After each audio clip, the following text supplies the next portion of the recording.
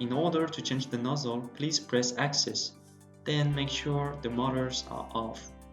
Take the Allen key and remove the screws as shown in the video.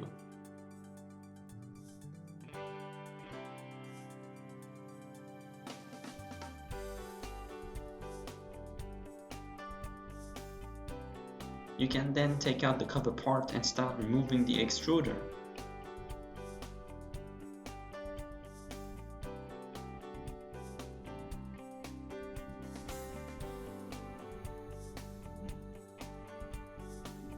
To replace it with the new one, it is exactly the same operation.